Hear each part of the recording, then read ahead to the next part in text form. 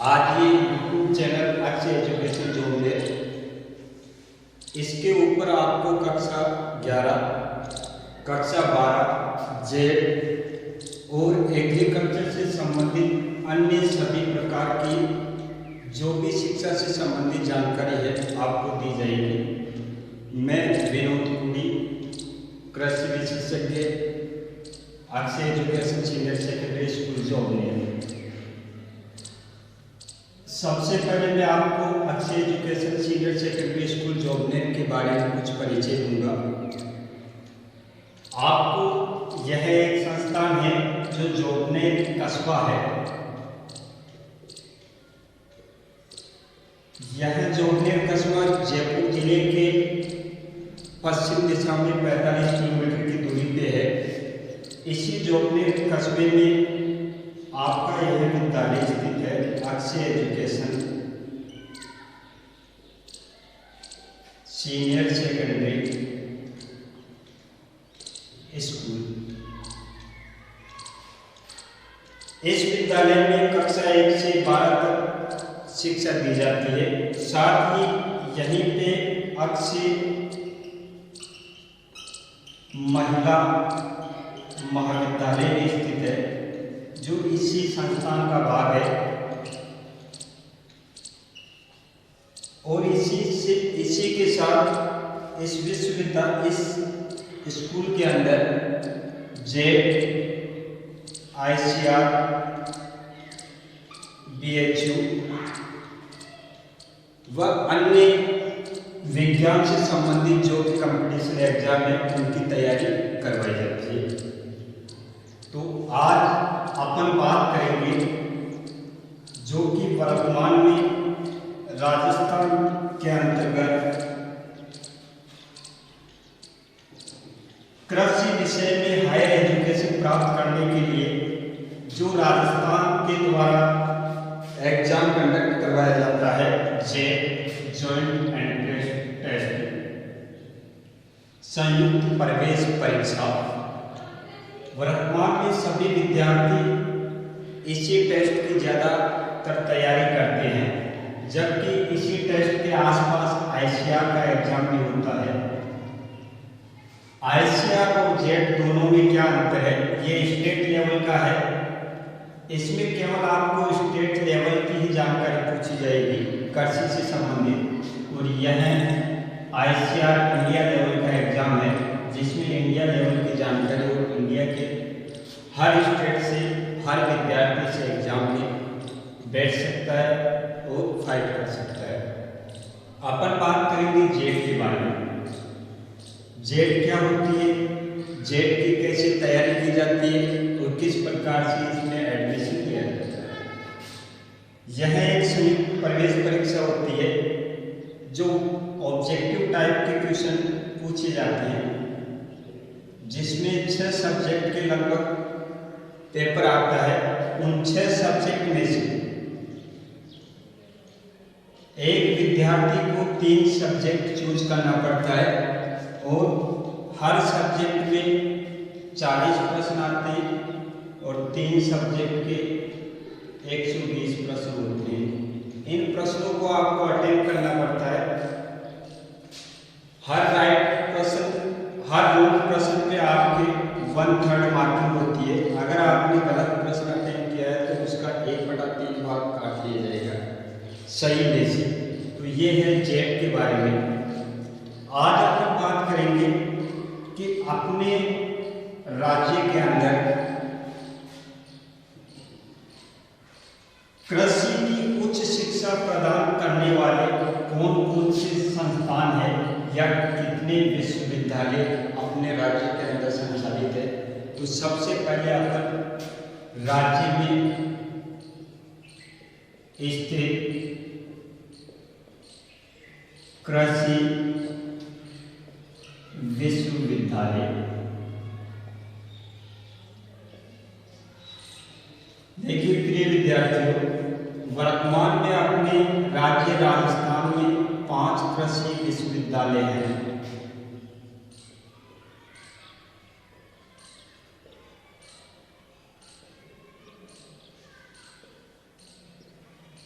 Generally आपको कृषि में हायर एजुकेशन या उच्च शिक्षा प्राप्त करने के लिए इन 5 कृषि विश्वविद्यालयों के बारे में जानकारी होना जरूरी भी है। और कई कबार आपके जेट एग्जाम में इनमें से किसी के बारे में प्रश्न पूछ भी लिया जाता है कि कौन सा विश्वविद्यालय कहाँ स्थित है, कौन से जलवायु खंड में स्थित है, कौन से विश्वविद्यालय की स्थापना कब हुई और कौन से विश्वविद्यालय का वर्तमान में कुलपति कौन है। तो ये 3-4 टाइप के प्रश्न होते हैं जिनमें से कभी कभार एक प्रश्न पूछ लिया जाता है। आज मैं आपको इन 5 कृषि विश्वविद्यालयों का नाम, ये कहाँ स्थित है और कौन से सस्य जलवायु खंड में आते हैं और वर्तमान में इन 5 कृषि विश्वविद्यालयों के कुलपति कौन कौन हैं। तो सबसे पहला अगर आप बात करें तो सबसे पहला विश्वविद्यालय SKRA, इसका पूरा नाम है स्वामी केशवानंद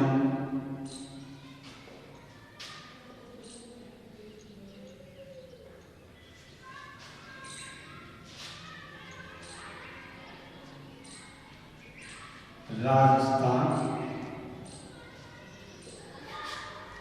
कृषि विश्वविद्यालय।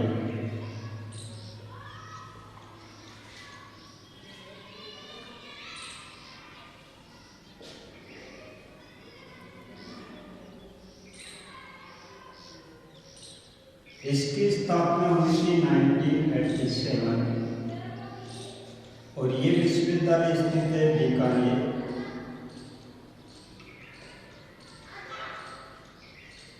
राजस्थान।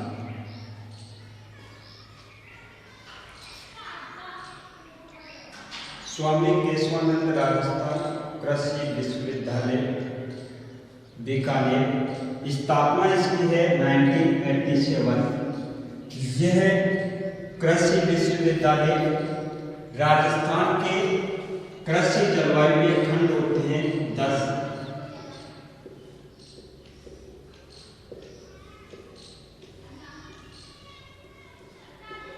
राजस्थान में कृषि जलवायु खंडों की संख्या है 10।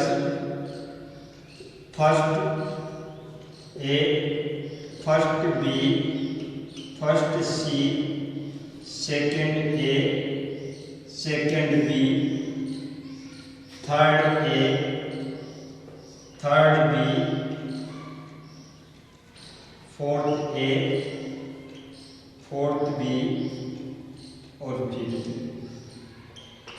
ये 10 कृषि सस्य जलवायु खंड है राजस्थान में। जबकि देश की बात करें तो इनकी संख्या होती है 15। कई बार ये प्रश्न पूछा भी जाता है कि राजस्थान में कृषि जलवायु खंडों की संख्या कितनी होती है, तो संख्या है 10। जबकि देश में कृषि जलवायु खंडों की संख्या कितनी होती है, तो आंसर आएगा 15। इस प्रकार से कि इन 10 में से कौन से खंड में कौन सा विश्वविद्यालय स्थित है या कौन सा ऐसा कृषि संस्थान है जो इस खंड के अंतर्गत आता है, तो ये प्रश्न कई बार पूछा जाता है। तो जैसा कि सबसे बड़ा कृषि जलवायु खंड होता है फर्स्ट सी, और इसी प्रकार सबसे सर्वाधिक बारिश वाला खंड है फिफ्थ, छोटा है फोर्थ बी। तो आपको ये जानकारी जब आपको पढ़ाया जाएगा कि कृषि जलवायु खंड, इसका अलग से टॉपिक है, वो टॉपिक अगले जो भी टॉपिक आपको डाला जाएगा या ऑनलाइन आपको पढ़ाया जाएगा, उस समय उस टॉपिक की हेडलाइन रहेगी राजस्थान के कृषि जलवायु खंड। पर्टिकुलर खंड का नाम, उनका भी अलग अलग नाम है। कौन से खंड में वार्षिक वर्षा कितनी होती है, कौन से खंड में कौन सा जिला आता है, कौन से खंड में कौन सी फसलें प्रमुखता से उगाई जाती है, तो वो अलग से चैप्टर है, उसको अपन अलग से एक टॉपिक पढ़ेंगे। अभी आपको थोड़ा सा ये ध्यान रखना है कि राज्य में कितने सस्य जलवायु खंड है और देश में कितने सस्य जलवायु खंड है। देश में है 15 और राज्य में है 10। 10 के नाम आपको ये याद रखना है, first A, first B, first C, second A, second B, third A, third B, fourth A, fourth B और फिफ्थ। सबसे बड़ा कृषि जलवायु खंड है फर्स्ट सी, छोटे में आएगा फोर्थ बी, और सर्वाधिक वार्षिक वर्षा वाला कृषि जलवायु खंड है फिफ्थ, जिसमें आता है कोटा बूंदी झालावाड़। इस खंड के अंतर्गत सोयाबीन की खेती प्रचुरता से की जाती है। तो कई बार ये प्रश्न पूछा भी जा चुका है कि राजस्थान के कौन से शस्य जलवायु खंड में सोयाबीन की प्रमुखता से खेती की जाती है, तो आंसर आएगा फिफ्थ। इसके अपन बात करें कि स्वामी केशवानंद राजस्थान कृषि विश्वविद्यालय, जिसकी स्थापना 1987 में हुई थी, बीकानेर राजस्थान। तो बीकानेर जिला कौन से कृषि जलवायु खंड में आता है, वही ये शस्य जलवायु खंड का नाम रहेगा SKRU का। तो बीकानेर जिला आता है फर्स्ट सी। तो आपको ध्यान रखना है SKRU का पूरा नाम स्वामी केशवानंद राजस्थान कृषि विश्वविद्यालय, जिसकी स्थापना 1987 में हुई थी, बीकानेर में हुई थी। और यह विश्वविद्यालय राजस्थान के फर्स्ट सी जो शस्य जलवायु खंड है उसके अंतर्गत आता है। अब बात करते हैं अपन दूसरे विश्वविद्यालय की।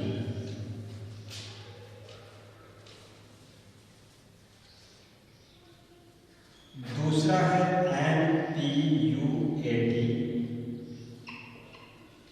जिसका पूरा नाम है महाराणा प्रताप कृषि एवं प्रौद्योगिकी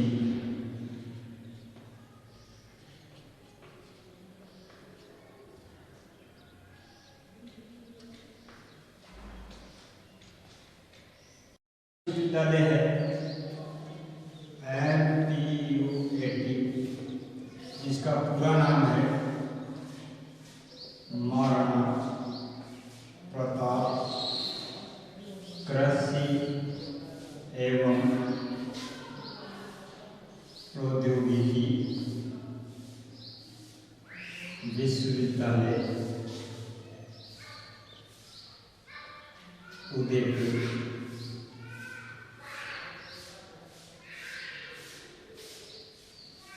इस विश्वविद्यालय की स्थापना हुई 1999। वर्तमान में इसके कुलपति है डॉक्टर NS नरेंद्र सिंह राठौर।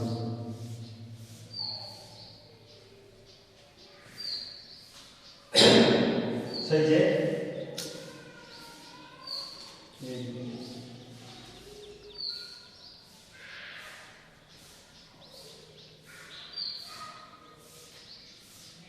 कुलपति डॉक्टर NS राठौर, और यह आता है फोर्थ ए शस्य जलवायु खंड।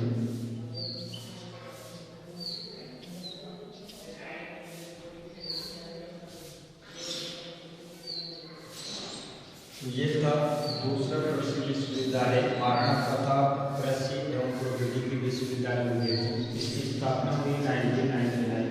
कुलपति है वर्तमान में डॉक्टर NS राठौर, और ये राज्य के कौन से शस्य जलवायु खंड में आता है, वो है फोर्थ है। तीसरा विश्वविद्यालय है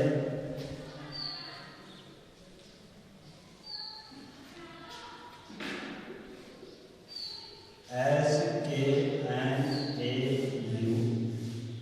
जिसका पूरा नाम है श्री करण नरेंद्र कृषि विश्वविद्यालय।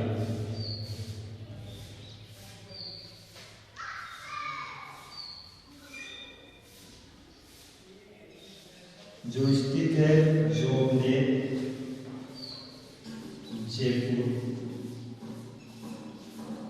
इसकी स्थापना हुई थी 13 सितंबर 2013। वर्तमान में इसकी कुलपति है डॉक्टर JS संधू।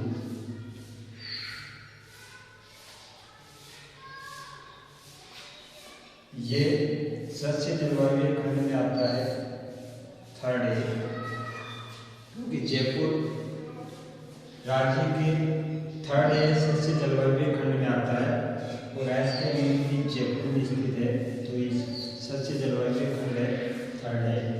अगला विश्वविद्यालय है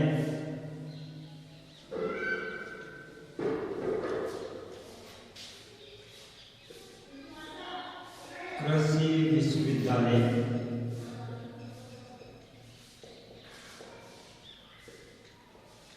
कोटा,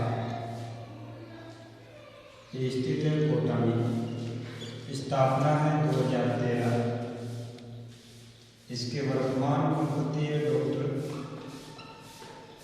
DC जोशी। ये सस्य जलवायु खंड में आता है, फिफ्थ में। ये था चौथा कृषि विश्वविद्यालय कोटा, जिसकी स्थापना 2013। वर्तमान कुलपति है डॉक्टर DC जोशी और ये सस्य जलवायु खंड में आता है, फिफ्थ में। अगला है कृषि विश्वविद्यालय जोधपुर।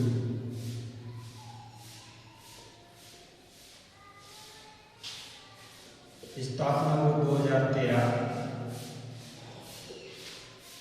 वर्तमान कुलपति है doctor BR Chaudhary.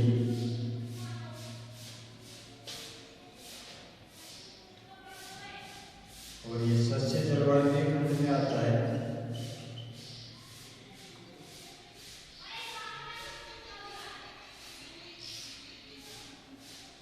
First A. इस प्रकार से राज्य में सबसे कृषि विश्वविद्यालय की संख्या 5 है। पांचों विश्वविद्यालय कहाँ स्थित है, कौन सी सन में स्थापना हुई, कौन सा विश्वविद्यालय राज्य के कौन से सस्य जलवायु खंड में आता है और वर्तमान में किस विश्वविद्यालय के वर्तमान कुलपति कौन है, तो इन संपूर्ण की जानकारी आपको दी गई है।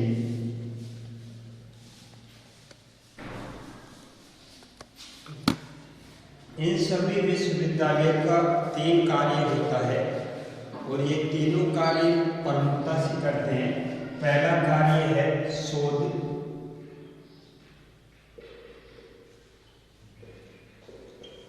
शिक्षा और प्रसार। हर विश्वविद्यालय का एक मोटो होता है या उनके मेन जो फंक्शन है वो 3 है, शोध, शिक्षा और प्रसार। शोध का मतलब होता है रिसर्च,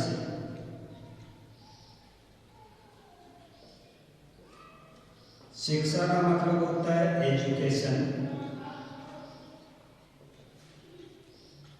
और प्रसार का मतलब होता है एक्सटेंशन। जो आप सभी लोग जानते हैं, जो विद्यार्थी कृषि विश्वविद्यालय में आप एडमिशन लेने के लिए ये टेस्ट दे रहे हो, टेस्ट देने के बाद में आपको उच्च शिक्षा ग्रहण करनी है कृषि से संबंधित, तो वो कार्य है शिक्षा। आपको उच्च शिक्षा दी जाती है इन संस्थानों में, तो आप ये विश्वविद्यालय का पहला कार्य हो गया है कि एजुकेशन, आपको शिक्षा। शोध का मतलब होता है कृषि से संबंधित विभिन्न प्रकार के शोध कार्य करते हैं, जैसे नई नई किस्मों का विकास करना या नई नई नस्लों का विकास करना या नई नई तकनीकों का विकास करना, जो कृषि में किस प्रकार से किसान के लिए फायदेमंद होती है, ये कार्य होता है शोध के अंतर्गत। और तीसरा है प्रसार, यानी विश्वविद्यालय ने जो भी तकनीक डेवलप की है या जिसका विकास किया है उसको किसानों तक कैसे पहुंचाया जाए, उसके लिए एक्सटेंशन प्रक्रिया काम में ली जाती है, प्रसार माध्यम। तो ये 3 इनके मेन ऑब्जेक्टिव होते हैं जिनके ऊपर ये विश्वविद्यालय अपना कार्य करते हैं। तो ये था जनरल आपको कि कौन कौन से राज्य में कृषि विश्वविद्यालय हैं, जिनका क्या क्या कार्य है, कौन कौन से कहाँ स्थित है। इसके अलावा एक प्रश्न और पूछा जाता है, वो है कृषि संस्थान।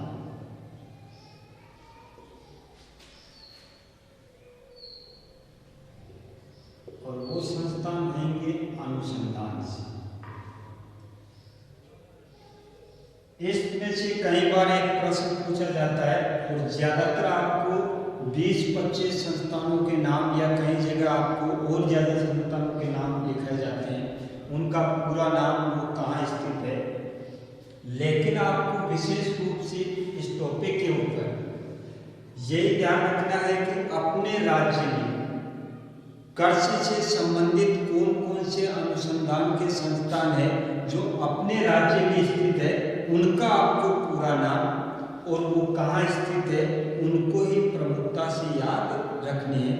इसके अलावा देश में अन्य जगह भी स्थित है, जो मुख्य है उन्हीं को आपको पढ़ना है। सबसे पहले आपको ये ध्यान रखना है अपने राज्य में कौन कौन से कृषि से संबंधित संस्थान है जो स्थित है, क्योंकि ज़्यादातर जेड जो एग्जाम है उसके अंतर्गत राज्य में स्थित संस्थानों के बारे में ही पूछा जाता है।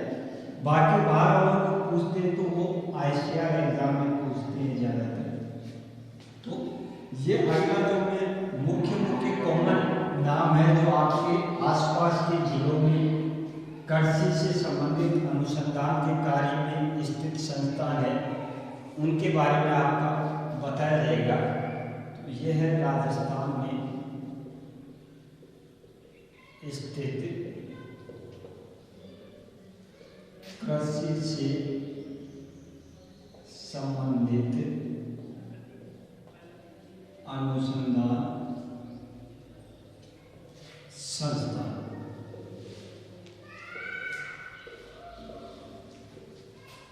जिनके भी नाम आपको यहाँ बताए जाएंगे उसका स्थान का नाम भी वहाँ आपको लिखा जाएगा। ज़्यादातर इनमें से ये पूछा जाता है, कईयों की शॉर्ट फॉर्म दे दी जाती है और उसका पूरा नाम पूछ लिया जाता है, या कईयों के बारे में उसका पूरा नाम दे दिया जाता है और ये पूछ लिया जाता है कि ये कहाँ पे स्थित है। तो प्रमुख संस्थान अगर अपने राज्य की बात करें तो पहला संस्थान है CAZRI, शॉर्ट में इसे बोलते हैं कास्ट। पूरा नाम है, C का मतलब होता है सेंट्रल, A का मतलब होता है एरिड, Z का मतलब होता है जोन, R का मतलब होता है रिसर्च और I का मतलब होता है इंस्टीट्यूट। अगर हिंदी में बात करें तो केंद्रीय शुष्क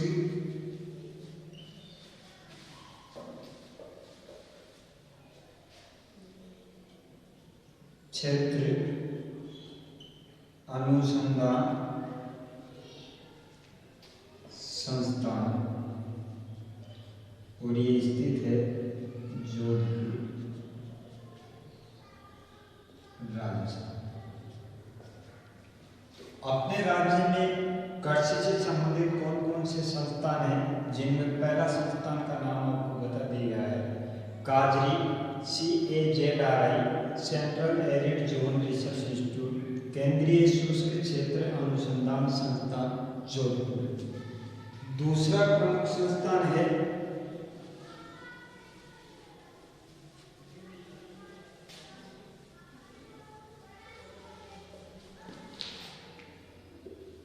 वो है CSWRI। C का मतलब सेंट्रल, S का मतलब शीप, W का मतलब मूल, R का मतलब रिसर्च और I का मतलब इंस्टीट्यूट।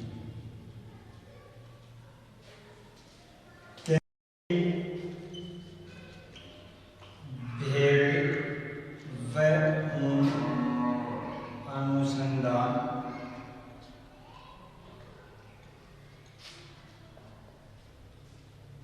संस्थान जो स्थित है अविका नगर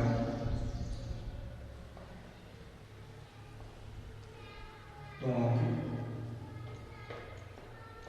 तो दूसरा प्रमुख संस्थान जो राज्य में स्थित है उसका नाम है CSWRI कसवरी, central sheep and wool research institute, केंद्रीय भेड़ व ऊन अनुसंधान संस्थान, अविका नगर होगी।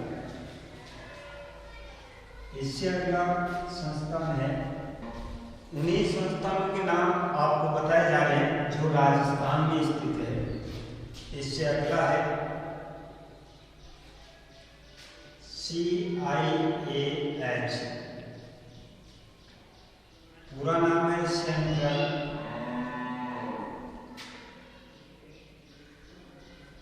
Institute of arid horticulture.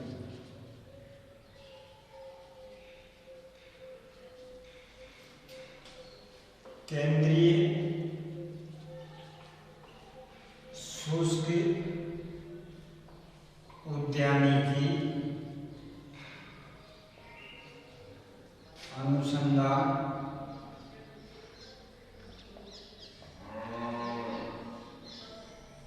केंद्र, ये स्थित है बीकानेर।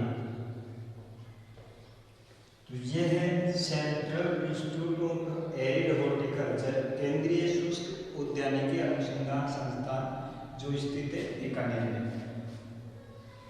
हॉर्टिकल्चर से संबंधित मुख्य रूप से 4 संस्थान है जिनके बारे में मैं यही आपको बता देता हूँ। पहला है CIAH, इससे अगला है CISTH,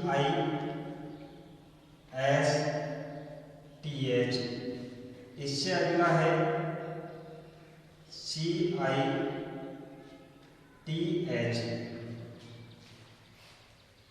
इसका पूरा नाम है केंद्रीय उपोषण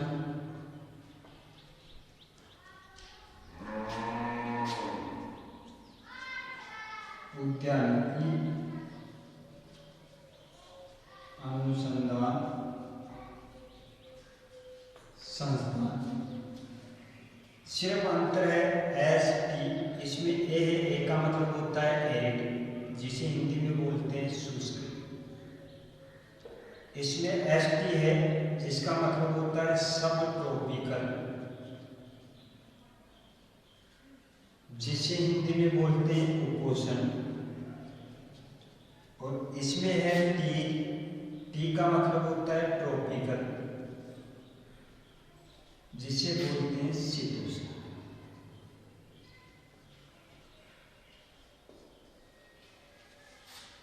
तो ये तीनों ही इंस्टीट्यूट अलग अलग जगह स्थित है। CIAH बीकानेर में है, CISTH यह है लखनऊ में, लखनऊ यूपी। और थर्ड है CITH ट्रॉपिकल का, यह है श्रीनगर JNK जम्मू कश्मीर। और एक उद्यानिकी से संबंधित है IIHR, Indian institute of horticulture research, भारतीय उद्यानिकी अनुसंधान संस्थान, ये इसका पूरा नाम है। और ये स्थित है हेसरगट्टा, बेंगलोर। तो ये जब आपको उद्यान विज्ञान के बारे में पढ़ाया जाएगा तब ये तीनों 4 क्षेत्रों के बारे में जनरली पूछा जाएगा। ये है तीसरा जो सेंटर आपको बताया गया है CITH, central institute of arid horticulture जो स्थित है बीकानेर। इससे अगला है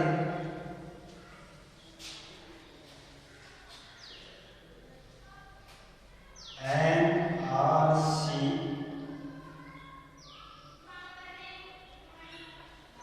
केमल, राष्ट्रीय ऊंट अनुसंधान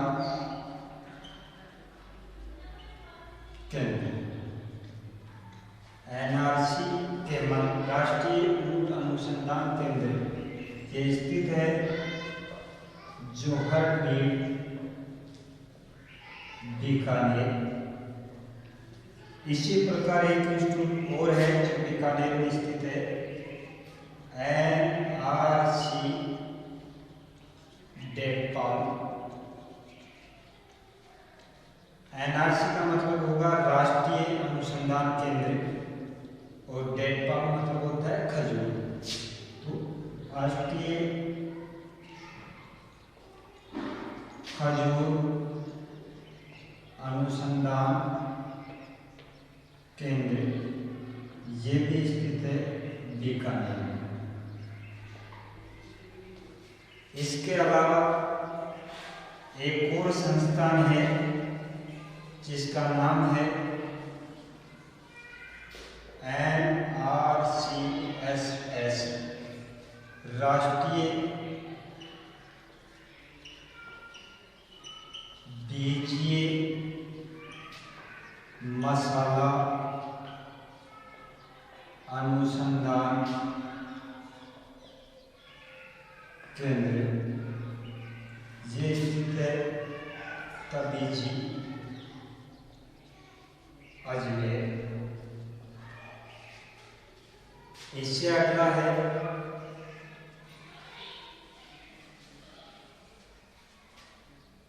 राष्ट्रीय सरसों अनुसंधान केंद्र, ये स्थित है भरतपुर,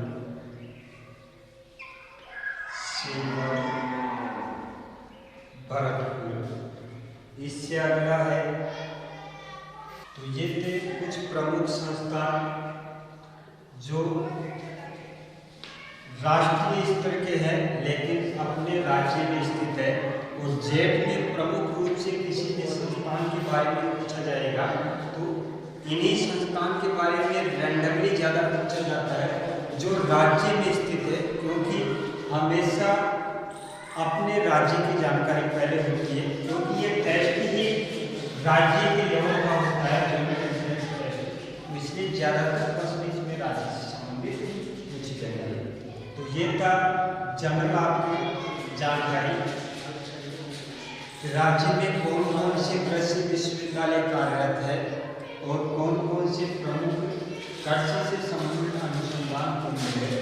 अब अपन मेन सब्जेक्ट की बात करेंगे कि आपके कृषि विज्ञान के अंतर्गत जेट के अंदर कौन कौन से विषय की पढ़ाई आपको करनी पड़ेगी और किस विषय के बारे में कितना पोर्शन और कितने गंभीरता से आपको पढ़ना है कि कौन से सब्जेक्ट के ज़्यादा प्रश्न आते हैं, उस सब्जेक्ट को किस प्रकार से आपको पढ़ना है। जैसा कि मैं पहले से भी आप लोगों को बताते आया हूँ कि कक्षा 11 और 12 ये दोनों क्लास जो भी विद्यार्थी सही ढंग से पढ़ेगा उसको जेट में कहीं भी दिक्कत नहीं आती है। क्यों नहीं आती है, इसका कारण है क्योंकि जेट में जो सिलेबस होता है वो कक्षा 11 और 12 दोनों को मिला के दिया हुआ होता है।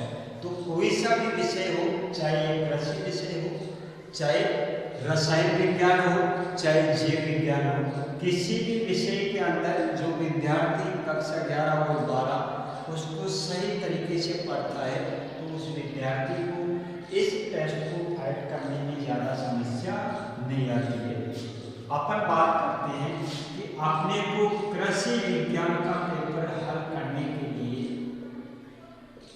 जेट एग्जाम में कौन कौन से विषयों की पढ़ाई करनी पड़ेगी और किस किस प्रकार से आपको पढ़ना पड़ेगा। कृषि विज्ञान के 3 प्रमुख विषय है जो आपके इसके अंतर्गत दिए गए हैं। पहला है सस्य विज्ञान,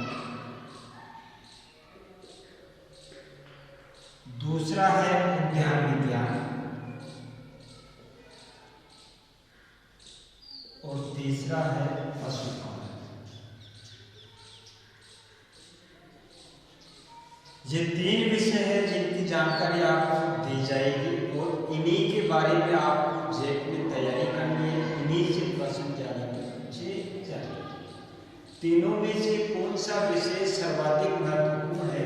तो सर्वाधिक महत्वपूर्ण इस विषय को माना गया। क्यों माना गया है? क्योंकि 40 प्रश्न जेट में आते हैं इस विषय के और उसमें से लगभग 50% पोर्शन ये अकेला विषय कवर करता है, यानी लगभग 15 से 20% आपको पेपर में मिलेंगे इसके सस्य विज्ञान। तो आधे में ये है, आधे में ये दो। तो सबसे ज़्यादा इम्पोर्टेंट आपको सस्य विज्ञान को ध्यान से पढ़ना है। इसके अलावा इन विषय को भी आपको ध्यानपूर्वक पढ़ना है। अब इनके बारे में आज सिर्फ आपको कॉमन चीजें बताई जाएगी कि कौन कृषि विज्ञान क्या है, इसकी कौन कौन सी शाखाएं हैं और किस शाखा में किसका अध्ययन किया है। कृषि विज्ञान इंग्लिश में बोलते हैं एग्रीकल्चर।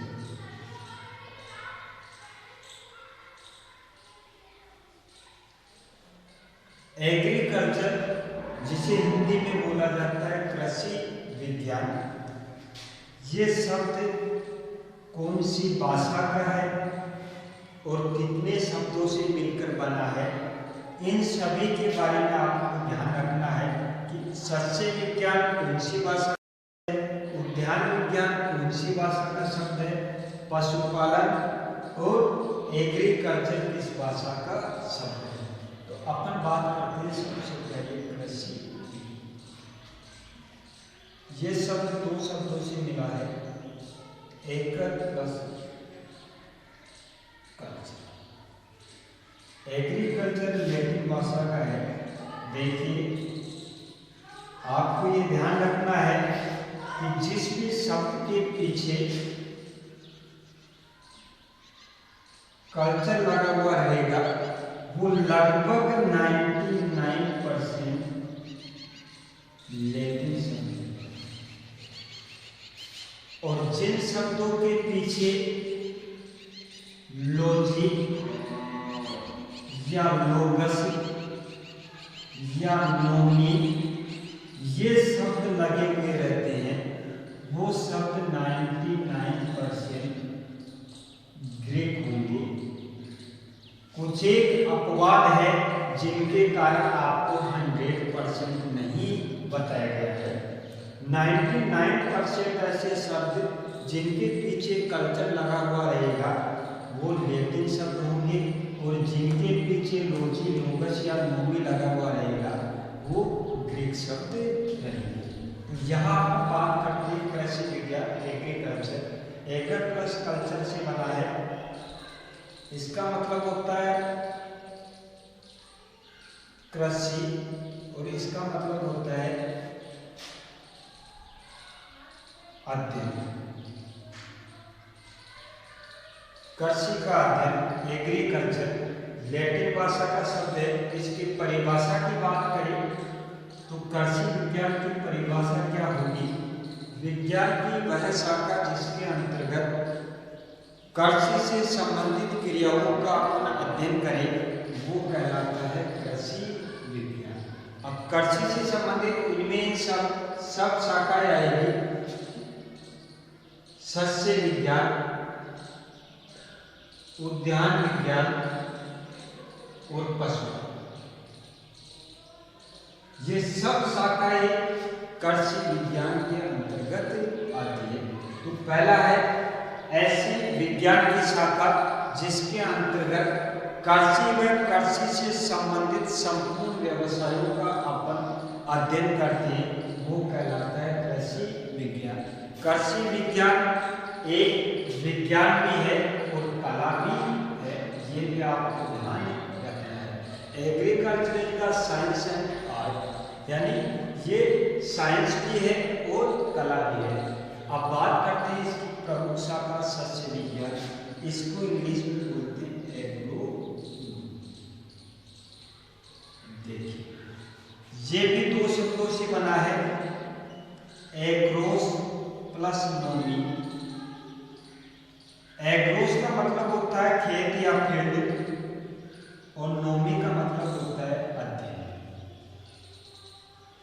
सस्य विज्ञान के अंतर्गत सस्य फसलें उनके बोने से लेके खेत को तैयार करने से लेके और उनको काटने तक संपूर्ण क्रियाओं का अध्ययन अगर आप जिस कृषि विज्ञान की जिस शाखा में करें वो कहलाएगा एग्रोनोमी। एग्रोनोमी नोमी लगा हुआ है, और हमने बात की थी कि नोमी जिनके पीछे लगा हुआ हो वो जनरली शब्द कौन सा होगा। तो इस शब्द की जब बात आई कि एग्रोनोमी कौन सी भाषा का शब्द है, तो आंसर होगा क्या, ग्रीक। सस्य विज्ञान में फसलें व मृदा से संबंधित क्रियाओं का संपूर्ण अध्ययन किया जाता है। कृषि विज्ञान की जिस शाखा के अंतर्गत वो कहलाती है सस्य। अब बात करते हैं विज्ञान की।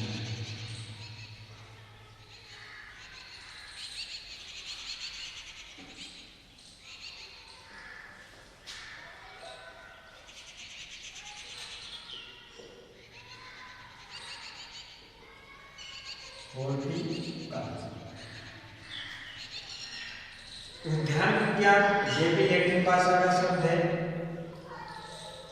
और इसमें फल, सब्जी, फूल वाले पौधे, फल परिरक्षण, इन सब का अध्ययन अगर कृषि विज्ञान की जिस शाखा में किया जाए उस शाखा को बोला जाता है उद्यान विज्ञान या कृषि विज्ञान की वह शाखा जिसके अंतर्गत फल, सब्जी, फूल तथा इनसे बने उत्पादों के बारे में जानकारी का अध्ययन अपन करें वो कहलाता है उद्यान विज्ञान। देखिए इसकी प्रमुख शाखाएं हैं उद्यान विज्ञान की, जिनके बारे में आपको जनरली ध्यान रखना है। इसकी पहली शाखा है पोमोलॉजी, दूसरी शाखा है ओलेरीकल्चर,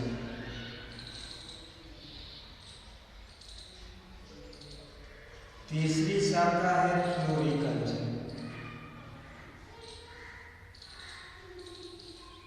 चौथी शाखा है एग्रोकल्चर,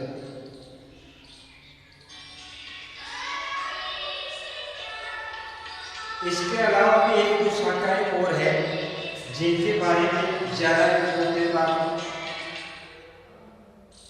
ध्यान नहीं रखना है। आपको मुख्य रूप से इन तीन शाखाओं के बारे में जानकारी रखनी है, पोमोलॉजी, ओलेरीकल्चर और फ्लोरिकल्चर। तीनों ही उद्यान विज्ञान की शाखाएं हैं। आपको ध्यान इतना ही रखना है कि पोमोलॉजी कौन सी भाषा का शब्द है और पोमोलॉजी में किसका अध्ययन किया जाता है, ओलेरीकल्चर कौन सी भाषा का शब्द है और ओलेरीकल्चर में किसका अध्ययन किया जाता है, फ्लोरिकल्चर कौन सी भाषा का शब्द है और इसमें किसका अध्ययन है। देखिए बात करते हैं अपन पोमोलॉजी। पोमोलॉजी अगर बात करें अपन लॉजी वाले, नोमी, लोकस, लॉजी, इस फॉर्मूले से तो ये ग्रीक भाषा का शब्द है, लेकिन ये अपवाद है। ये लैटिन प्लस ग्रीक दोनों भाषाओं का शब्द है, क्योंकि इसमें पोमो ये शब्द तो है लैटिन का और लॉजी ये शब्द है ग्रीक का। तो पोमोलॉजी लैटिन प्लस ग्रीक दोनों शब्दों से मिलकर बना हुआ शब्द है, और पोमोलॉजी में अध्ययन किया जाता है फलों की खेती। कई बार ये प्रश्न पूछा जाता है सीधा सीधा कि फलों की खेती का अध्ययन विज्ञान की किस शाखा में करते हैं, पोमोलॉजी। फूलों की खेती का अध्ययन विज्ञान की कौन सी शाखा में करते हैं वो आपको ध्यान रखना है। सब्जियों की खेती, अब बात करते हैं अपन दूसरी ओलेरीकल्चर। ओलेरीकल्चर यानी ये शब्द है लैटिन। ओलेरीकल्चर लैटिन भाषा का शब्द है, ओलेरी प्लस कल्चर से बना है, और इसमें अपन अध्ययन करते हैं सब्जियों का अध्ययन। इसी प्रकार फ्लोरिकल्चर, ये भी लैटिन भाषा का शब्द है और इसमें अध्ययन करते हैं फूलों की खेती, फूलों की खेती। तो ये था उद्यान विज्ञान की प्रमुख शाखाएं, मैंने आपको 3 बताई है, और भी होती है, लेकिन इन 3 को ही आपको मोस्टली ध्यान रखना है, क्योंकि आपके सिलेबस से संबंधित ये 3 ही महत्वपूर्ण है। अब बात करते हैं अपन पशुपालन। पशुपालन के अंतर्गत आपको 2 चीजें इस सब्जेक्ट में पढ़नी है। एक तो है पशु विज्ञान और दूसरी है डेयरी। दोनों ही पशुपालन के भाग है। इसमें आपको पढ़ना है पशुओं के बारे में, कैसे उनका लालन पालन किया जाता है, पशुओं की कौन कौन सी नस्लें हैं, पशुओं में कौन कौन से रोग होते हैं, उन रोगों का कैसे निदान है, यानी पशुधन से संबंधित संपूर्ण जानकारी वो अपन पशु विज्ञान में करेंगे। और डेयरी विज्ञान में पशुओं से प्राप्त होने वाले उत्पाद जैसे दूध, जैसे दही, जैसे घी, इनको कैसे प्राप्त किया जाता है, इन उत्पादों की क्या विशेषता है और इनको कैसे लंबे समय तक संरक्षित रखा जाए, वो अपन डेयरी साइंस के अंतर्गत पढ़ेंगे। तो ये था जनरल एग्रीकल्चर के बारे में कि आपको किस प्रकार से पढ़ना है। अगला टॉपिक अपन स्टार्ट करेंगे, मेन टॉपिक, जिसको आपको ध्यान से पढ़ना है और समझना भी है। तो ये था आज का सामान्य टॉपिक एग्रीकल्चर के बारे में। आपको 3 चीजें बताई गई है, विश्वविद्यालयों की संख्या, राज्य में कौन कौन सी संस्थान स्थित है, इसके अलावा कृषि की सामान्य कौन कौन सी शाखाएं हैं जिनके बारे में आपको जेड में पढ़ना है। इसी के साथ ये आज का टॉपिक यही आप पूरा करते हैं। इससे आगे आपको हर विषय की जेड से संबंधित जानकारी आज से education job lab YouTube channel पे आपको देख लेना है। हर प्रकार की, हर विषय की जानकारी आपको इस चैनल पे मिलेगी। किसी भी विद्यार्थी को जेड, ICAR, BHU या अन्य संबंधित कंपटीशन एग्जाम की पढ़ाई से संबंधित कोई जानकारी लेनी है तो इस YouTube चैनल को आप देखिए, और साथ में इस YouTube चैनल पे जो मोबाइल नंबर दिए हुए रहेंगे उनसे आप संपर्क कीजिए। आपको किसी प्रकार की समस्या होगी, उनके समाधान के लिए ये अक्षय परिवार सदैव आपके हित में कार्य करेगा। इसी के साथ आपको धन्यवाद।